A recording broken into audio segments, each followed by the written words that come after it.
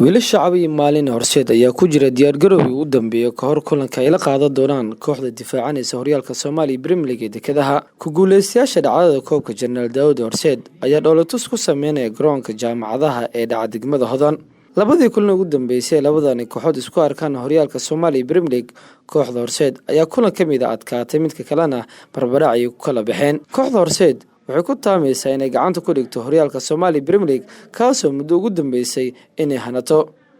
haddaba tababarka ay ku qaadanayso garoonka jaamacadaha waxaa ka soo muuqday mas'uuliyiinta ugu sareysa kooxda Horseed iyagoo dhiirigelinaya ciyaartooydooda ka hor kulanka Arbacada macalinka hogaamiye kooxda Horseed Cabdi John ayaana ka hadlay dareenkiisa ku aadan kulanka uu wajihi doono naadiga dekada kulanka ugu horeeyay fasal ciyaareedkan isku arkaan horyaalka Soomaaliya Premier League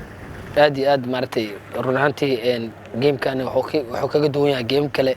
maadaama uu yahay laba tiim oo wadanka ugu xoog badan hadana haystaan horyaalka iyo General Daawud kala haystaan runaantii diyaar garow fiican kooxda hore u soo sameysay waxaad ka dareemi kartaa qaabka kooxda ee hadda horyaalka uga qayb gashay inkastoo hadda aan maartay dhibco qaarkood aan loos gareynay hadda laakiin waxaan rajeynaynaa in insha Allah hadii la yiraahdo isbedel badan maadaama ay soo sameysay kooxda ku saddexdii kulan u dambeysana ay badisay runtiina waxaan jecelnahay in aan kulankan intan wax badan aan ka bedelno hadii Ilaahay yiraahdo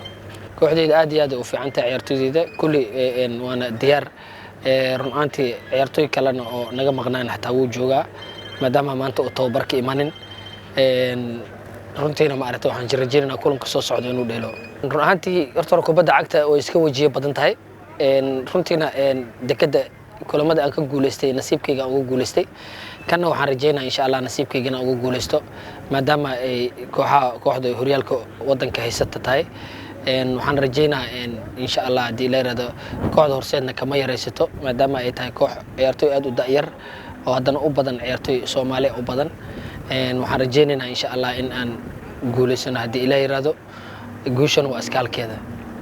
aniga horyaal maba ku guuleysanba ama Horseed ha noqoto ama ani shakhsi ahaan ha noqoto waa kan CV-gayga ka maqan insha Allah maalmaha ka midna waa ku guuleysan doona waan rajeynaa sanadkan ay maadaama ay kooxda Horseed xoog leedahay inaan ku guuleysano sanadkii horena waa dareemi kartaa qaabka looga qaaday muxuu ah horyaalka iyadoo oo ciyaartooyda waagaas ay joogtay hadday ka xoog badan tahay Horseed maadaama ay ciyaartooy 2 sano isla joogtay ay tahay xilliga ugu fiicnaan ay joogto insha Allah marka aad iyo aad aan ugu faraxsanahay maartay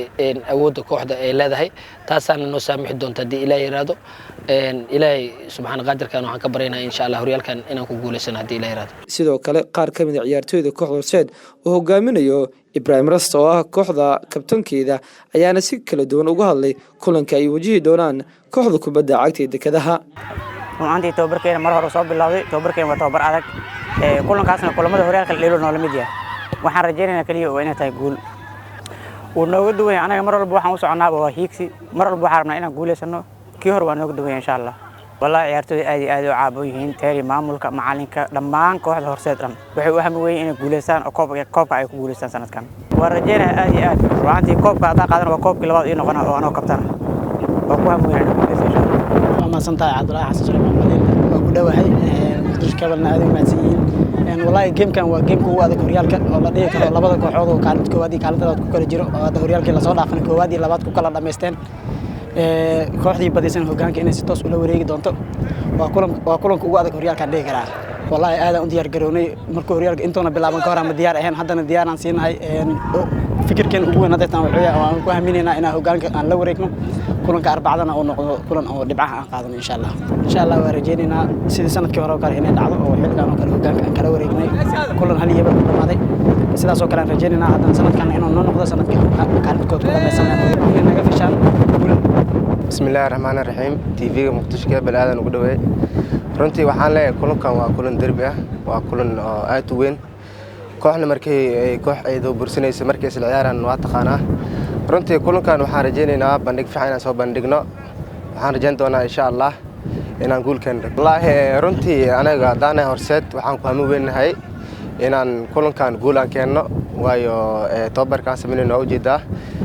waxaan wadanaa macallin aad u qaalisan oo yaqaano degada soo la ciyaaro